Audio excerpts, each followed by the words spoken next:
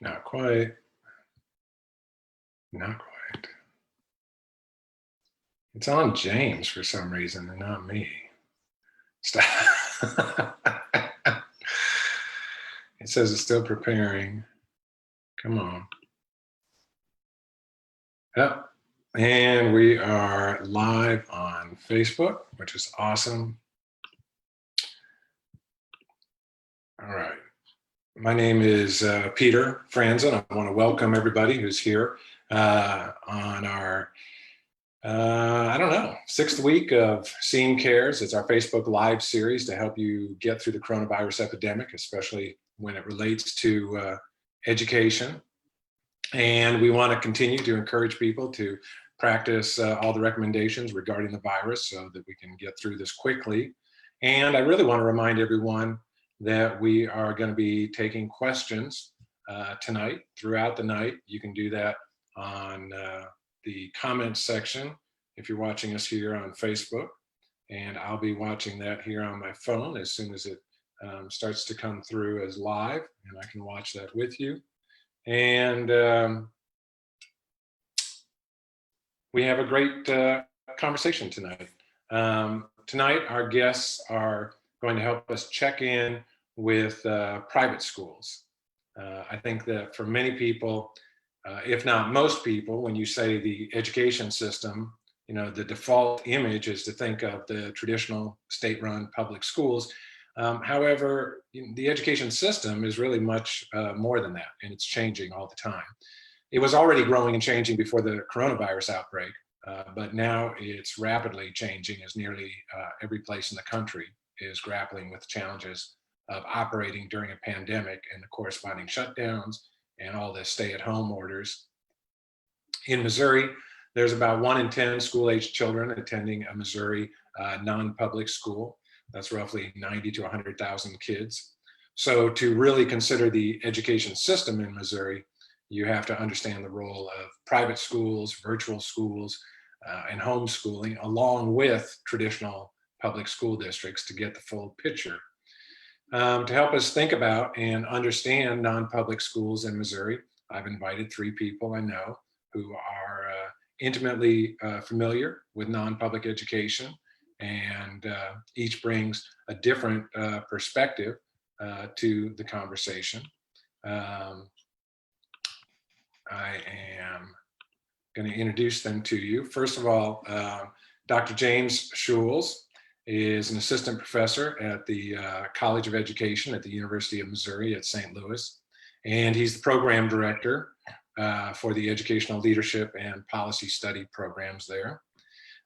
Nicolette Gibson is the executive director of the Missouri chapter of the Council on American Private Education, or CAPE. And since this is Missouri, her organization is known as MoCAPE. And Nicolette is also the special education / federal programs director for the Kansas City Catholic Diocese. And our third guest is Dr. Kimberly Gill. Dr. Gill is the academic dean at Summit Christian Academy in Lee Summit, Missouri, outside of Kansas City. And Dr. Gill is passionate about her choice to work in a private school, and she's an advocate for increasing access to private schools for more families in Missouri. So welcome, everybody. Welcome. Thanks for having us. Thank you. Yeah, Thank you're welcome. you. That was a lot, right? You need, Peter, my one suggestion is that you need a Brady Bunch themed, song where we can all, look to our right, look down, and all that sort of thing. That would be terrific.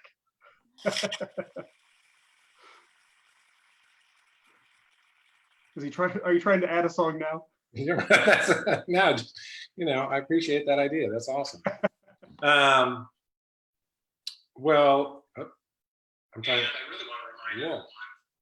Oh, there I am on Facebook Live on my phone. Hi, Del Rio. So we tonight talking about private schools. But before we begin, and I hope I kind of laid a little groundwork there. I want to give you each a chance to maybe address a myth or two surrounding non-public schools. So can we just kind of go around the table? I don't know who wants to start. Dr. Gill, do you Sure. have a myth? Sure. Well, some of the things that I've heard that are myths over the years are things like everybody that attends private school is rich. Certainly not the truth. My kids go there. And so there's lots of ways that families have managed to secure funding to attend and find what's best for their children. Perhaps another myth is that private school is anti-public school system, and nothing could be further from the truth.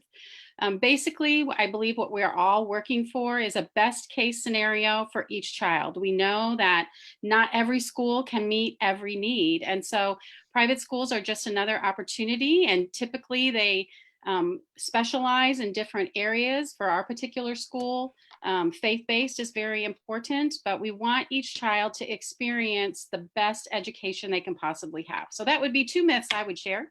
No, those are good ones. Nicolette Gibson, you work with a bunch of schools all across the state who are members of MOCAPE, so you are involved in this. What are some myths that you know about relative to private schools? I think a little bit more onto what Kimberly was saying is the myth that all private schools are the same. So MOCAPE represents 80,000 private school students in our state, and they come from faith-based schools, Christian, Catholic, Lutheran, Jewish, as well as independent schools that are not religiously affiliated or might be religiously affiliated. And so there's a lot of diversity. Our students and families and community of learners all look really different, and they represent Missouri, no matter where they are. And James, do you have a take on this? What you do a lot of research and analysis of education data. What do you know about private schools? To add to what Nicolette was saying, I mean, people have this perception of private schools as being, all rich or whatever, and there's a tremendous diversity. I mean, there are some private schools where the tuition is astronomical and they're very selective, and there are others where most students are paying next to nothing in tuition, where almost all students are scholarship. And so there's tremendous diversity among the schools. Another thing that I run into, my primary job is working at the University of Missouri St. Louis, teaching people who want to be principals and superintendents. These are almost all teachers in public schools. And they have this assumption that private school teachers make more money. That's not the truth at all. On average, private school teachers make less than traditional public school teachers. So I think that's an important myth that people sometimes get mixed up. I think that this private schools are rich thing applies to all the people, all the schools, all the teachers, and it's simply not the case. Right, good one. Okay, well, let's, and I want to remind people that they're watching SEAM Cares on Facebook Live, and that if you have questions about anything that you hear for any of the panelists, please put them in the comments section. Hi, Carmen. Hi, Sandra. Hi, Del Rio. Hi, Laura. Thanks for tuning in. Hi, Cece. Just a little engagement with our audience out there. We're glad that you're listening and learning with us. And our guests today, Dr. Gill, Nicolette Gibson, James Schulz. I'd like to catch the audience up a little bit on what's been happening in private schools since the pandemic has taken effect. So Kimberly, let me ask you about specifically, your experience at Summit Christian Academy. What's a real life example? How has your school responded to the whole thing, the social and emotional needs of students and families, to the educational needs of your students? Are there ways that your school has responded to the broader community? What's happening at your school? Well, if it's one thing we've learned, God is faithful in the storm, for sure. We have learned to partner in new ways. I think private schools especially pride themselves on partnering with parents as the primary educator in the family.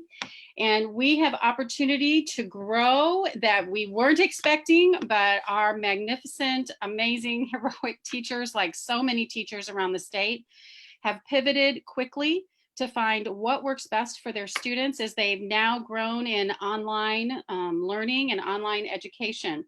Lots of words that I've heard kicked around, things like transformation, being nimble. That's one of the benefits of private education. We can pivot pretty quickly without a lot of strings attached and really try to figure out what's best for individual students.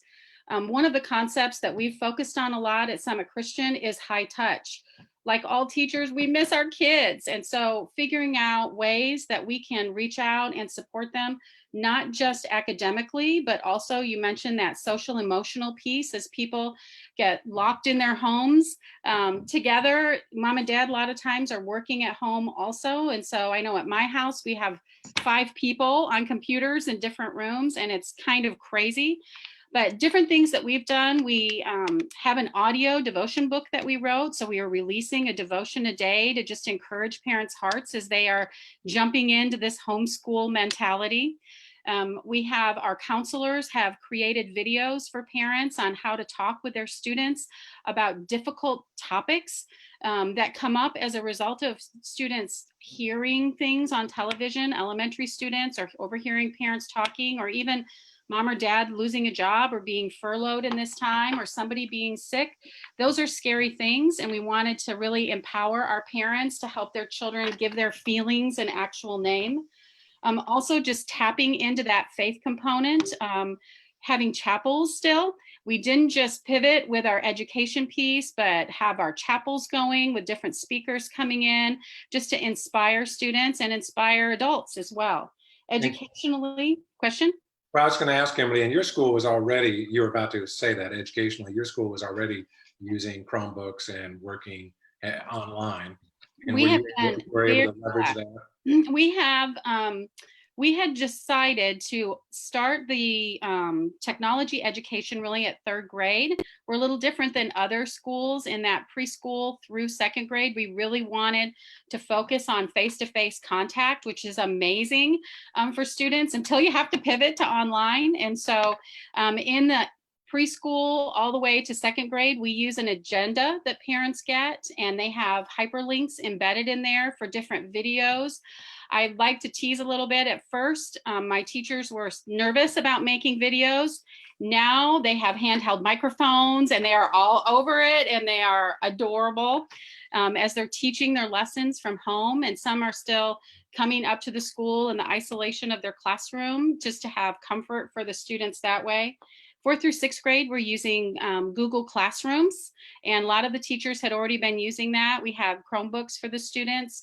Junior high through 12th grade, we were blessed to have started using Canvas, which is a learning platform many colleges across the nations use, and we had just started that this year. So at semester, we had several junior high teachers hear so much about it from the high school that they wanted on it. So by the time we had to pivot to all online, I only had 6 secondary teachers that hadn't used Canvas. And so teachers coming together, unifying, schools supporting one another has been an exciting outcome.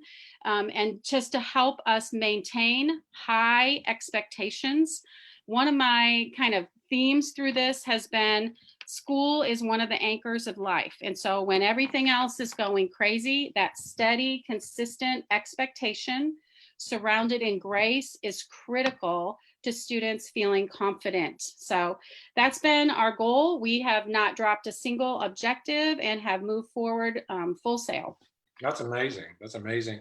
Nicolette, let me ask you again, you know, working with so many schools around the state, how are schools responding? You know, we wouldn't be having this conversation if people already understood the nature of private schools and non-public schools and what's happening. How are schools responding to, you know, the CARES Act, to federal relief? Are they advocating? How are they taking action to survive? Well, I think, you know, just to speak to our diversity again, when this first started, all of our schools jumped in with both feet, but it looked really different. So some of our schools, I think everybody first wanted to check in with families and ensure everybody was safe and healthy and that their needs were being met. We have many schools that provide nutritional services to students, and we're set up as nutritional distribution sites and continue to provide food for our students to make sure that they're getting those needs met. We also had to do a lot of assessment of technology. So some of our schools are really blessed, like Kimberly's, to have students with one-to-one devices, but many of our schools are not, or the families do not have technology in the home or internet access. And so really making sure that we started with the most prepared students we could to be able to give them the education that they deserve. And I think we've just seen a real innovation in lots of different situations, making sure kids get what they need. As far as, accessing all of the resources out there, many of our schools did apply for PPP loans.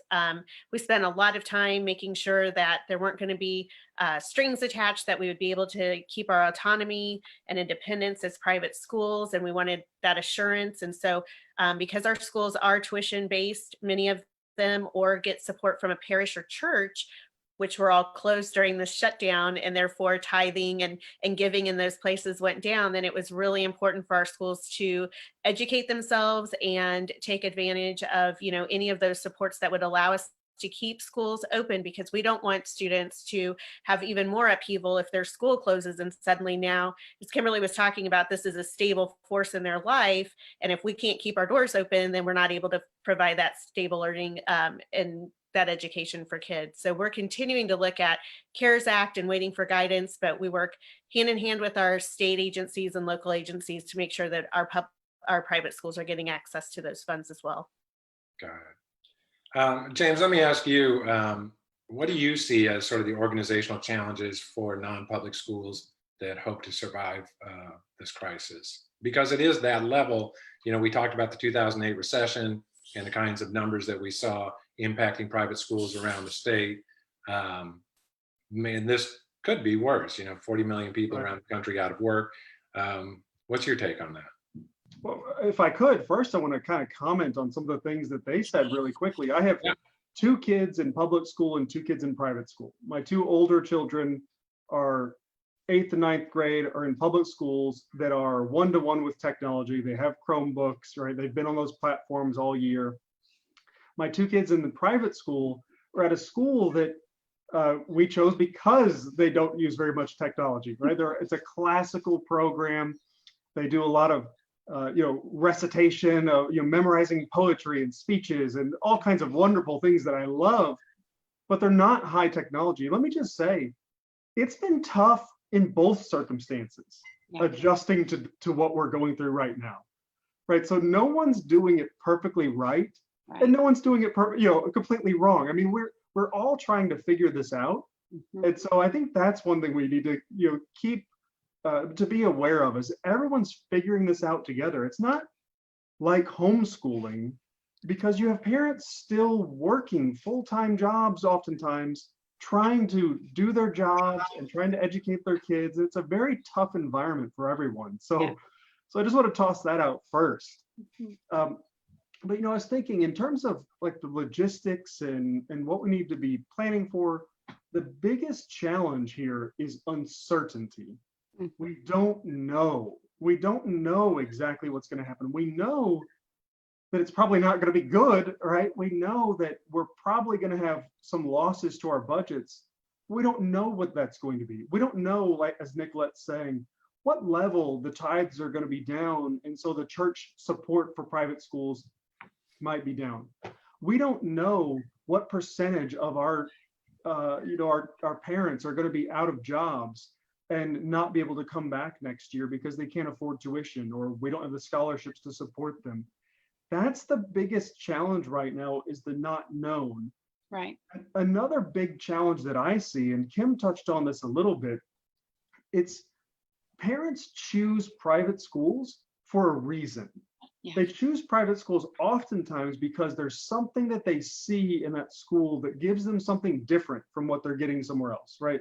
There's a mission, there's a vision, there's an instructional or pedagogical practice, whatever it is, they choose it. They choose Kim's school because the faith-based component, or they choose my school, my kid's school, the Classical Academy de Lafayette, because it's a classical approach. Right, we choose these things for a reason. And if we're not able to meet in our regular patterns, how do we give parents what they signed up for? Right. How do we give them that component that was different from what they were getting other places? And I think that's a really important thing for schools to consider, for school leaders to consider at this time. Yeah. What does, I saw Nicolette and Kim, I saw you nodding your heads. I mean, what does planning for the fall look like right now for some of these non-public schools around the state? You know, Peter, I was thinking a lot about that myth that you were asking about earlier. And I think one myth is that private schools don't have special education students. And that's really a myth. In our Kansas City area, about 10% of our students enrolled in Catholic schools have special education identified needs. And so I've seen teachers step up and provide through Zoom and through packets and meeting, whatever ways that's working best for students to provide that additional support for special needs students. But I just met with my teachers today and we were talking about how does this look long term, especially for our kids who might not do real well with technology, who didn't choose that path. And we don't know, like James said, the uncertainty of how this is going to play out. So I'm really preparing my teams that we need to plan for 18 to 24 months of possible shutdowns, maybe some stops and starts, maybe some half enrollments to keep numbers down in school buildings. And so I think a lot of focus was spent on shutting our schools down and how does that look and how do we provide support to our students in now that we're shut down. And now we're starting to shift and school leaders are really starting to look at the challenges of reopening and what those continued challenges are going to be as we might have to pull back and pull in back and forth for a while. And not forgetting that not every student has, think of all the things we've already discussed, meals at home, technology, parents available to help with schooling, may have disabilities or challenges that present even more difficulties. And so we're really looking at each individual student, trying to figure out the best supports that we can put in place to make sure that their needs are met. And also at the same time, providing support for our teachers. This is really hard for teachers. It's some of the hardest parts of teaching that we do because we love our kids without all the fun stuff of being able to interact and get that feedback and love and attention that we love to get from them. And so making sure that we're having lots of team meetings and teachers are getting the support that they need in this time too. Yeah, I was a first grade teacher. Being a first grade teacher without getting the hugs every day sounds terrible. Right. Yeah. Yeah. Absolutely. Kimberly, is that what it looks like at your school? I mean, you don't have to divulge any state secrets, but I mean, as you sit with your board and your leadership team and you start thinking about the fall, what are all the contingencies that you have to think about? Right. Well, you pray for the best and you plan for the worst. Proverbs talks about considering the ant. You want to be organized and prepared. And so we're running lots of different scenarios, different budget scenarios. We want to be compassionate. Number one is to let our families and our students know we love them. And what does compassion look like? We're continuing also working on different models. We've had parents reach out that are going to be missionaries and say, hey, could we take SCAE campus with us? So just exploring right now, since school is moving forward and things have settled pretty much with the online, it's really about that what's next. And I appreciated what James said in that there's so many question marks. And so you're really planning down multiple different roads educationally without overtaxing your teachers who will give and give and give until they drop. And so even trying to put boundaries in place, you shouldn't be answering emails after 10 or, even earlier than that, because that is their heart to just pour out into their students. So what does that really look like? And then another piece is that advocacy piece, Peter, that SEAM is so outstanding. I think sometimes as private education, we're so caught up in the day-to-day that we forget that 10,000 foot view. And so important to be writing our legislators. I emailed Teresa Vilmer, our ombudsman, and just said, hey, what's going on with the CARES Fund? Do we know what's happening? Copying in my local public school also, just to make sure they know we are here and we know that there should be funding available for us so our teachers can get more online professional development. We can secure more equipment for our students and our teachers. But that takes that click on your computer to send an email just to let your voice be heard. The public system is super, super good at advocacy, and we are playing catch up in that. So I think that's another part of this puzzle. And I think it's where some of those relationships we've worked really hard to build over time, like Kimberly was saying. So in Missouri, we have a non-public work group. Our MOCAPE board, several of the members sit on the non-public work group. I work hand in hand with our ombuds, Teresa Vilmer, to really make sure that we have good consultation happening, that we have good communication happening between public schools and their private school counterparts. And now's going to be the time to really reap the benefits of all that work for these years, because this is going to be the time when communication and partnership and relationship really matter. And so I think that it's important to continue those conversations. We're waiting on guidance. There's so many questions, but knowing that we know who to go to, we have some systems in place for people to work through what consultation looks like, because we do that for title programs, we do that for special education services for kids. And so we do have some frameworks that we're going to depend on now.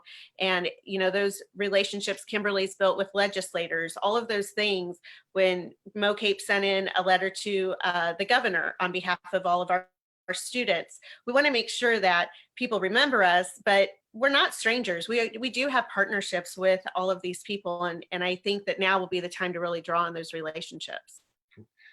James, I know you've studied a lot of the economics and the numbers behind this, and I don't think people really necessarily get how non-public schools can be part of the solution when we're facing an economic crisis by virtue of actually providing education, cheaper. Can you talk a little bit about how, non-public schools can be part of the solution here as we move forward? And well, I think it goes to what you said at the beginning, is recognizing that they're a part of it already, right? They're a part of the system already. And part of the problem, I think, is that people have this notion of public education just being public schools. But when I think about public education, I think about all kinds of ways that we can deliver an education to people, at public expense. And that could include private schools. Right now in Missouri, we have separate systems where public schools are funded by tax dollars. They're funded by your local property taxes, your state income taxes, all of those things.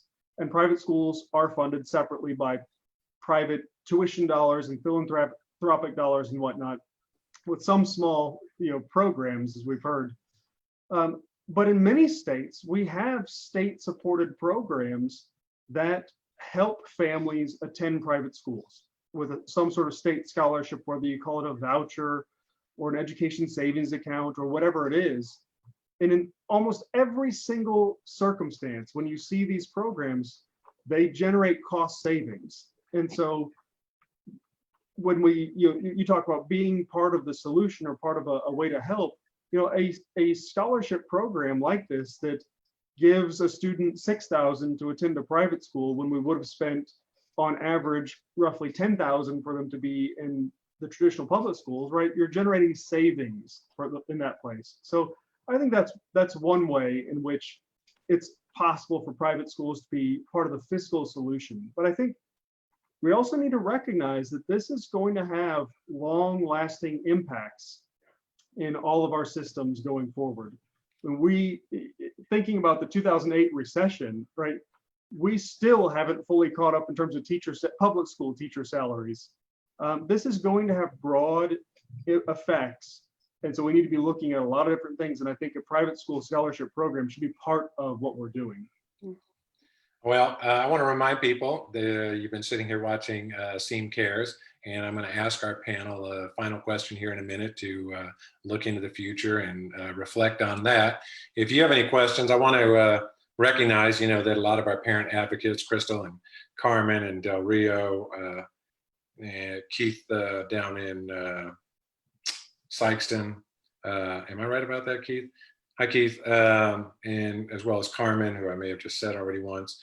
And if you have any last questions here, but before we go, I want to ask our panelists to one by one, kind of just what do you see happening? Changes. I'm not going to limit you, however you want to think about this, but what do you think the future holds, Kimberly, looking ahead?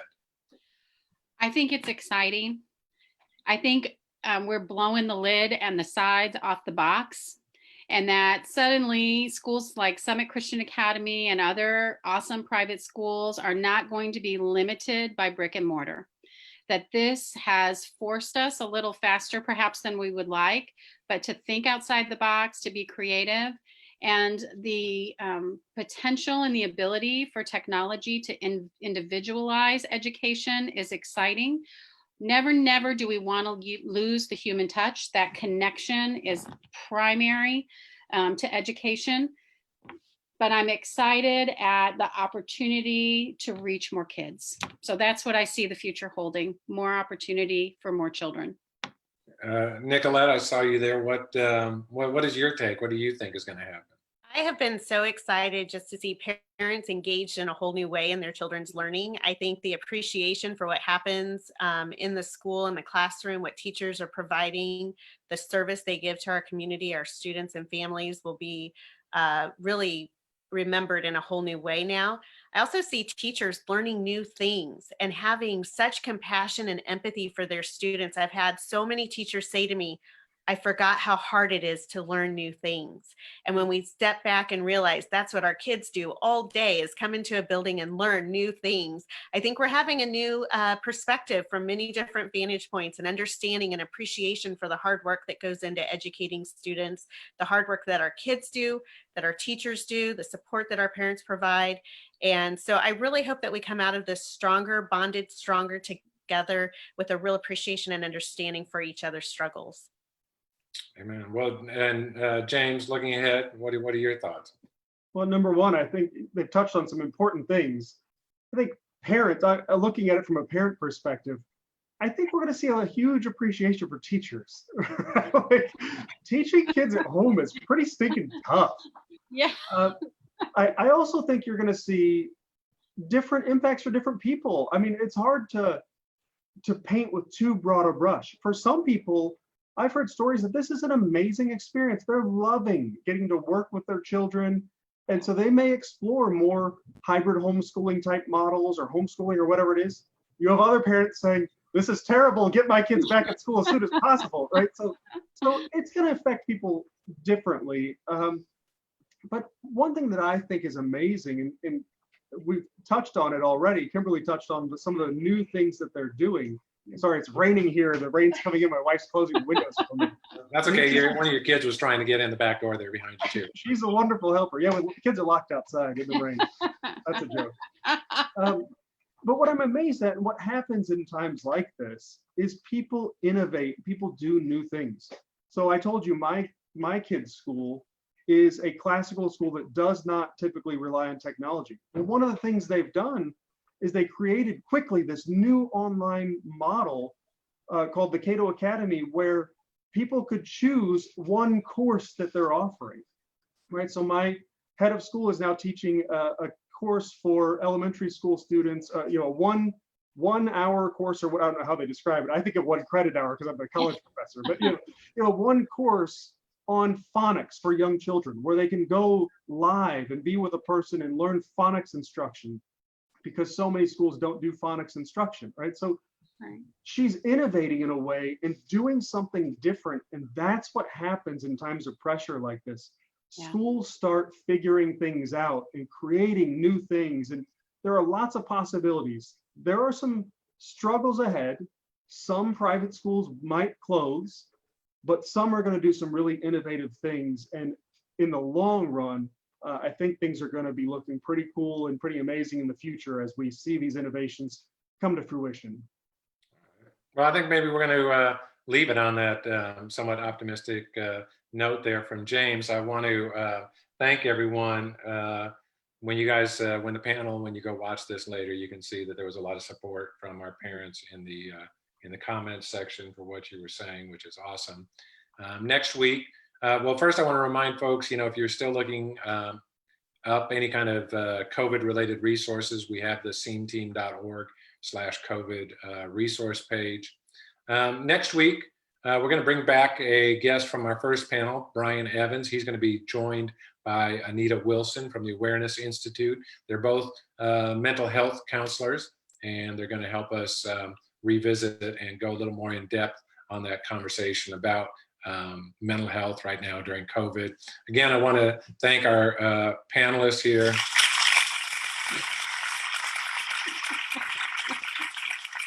We didn't get the booze. You guys are great. Thank you. I want to thank everyone for tuning in, and we'll see you next week. Thanks, everybody. Thank you, Peter. Bye, Peter.